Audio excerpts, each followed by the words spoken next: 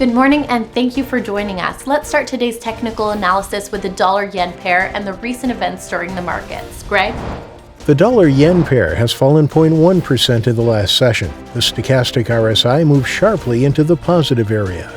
Bitcoin has gained 4.3% in the last two sessions. The ultimate oscillator moved into the overbought zone. The price of gold has gained 1% in the last session. The RSI is warming up and is now giving a positive signal. The price of crude oil has gained 5.1% in the last two sessions. The Williams indicator is sinking and is now entering the negative area. Thank you for your insightful trading ideas. Moving on to world headlines. The S&P 500 index headed for a fourth straight advance amid encouraging news on the vaccine front and speculation U.S. lawmakers are making progress on an aid package. A number of crypto businesses and nonprofits have written to the main banking regulator in the U.S. asking for banks to have more authorization to deal with crypto.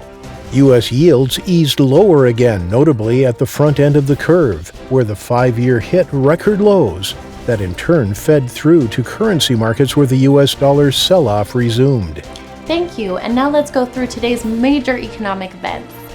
The German industrial production will be released at 400 GMT, the German trade balance at 400 GMT, the U.S. participation rate at 1030 GMT, the U.S. unemployment rate at 1030 GMT, the U.S. non-farm payrolls at 1030 GMT, and the Canadian unemployment rate at 1030 GMT. We hope that you've enjoyed today's market outlook. On behalf of all of us here, we wish you a productive trading day.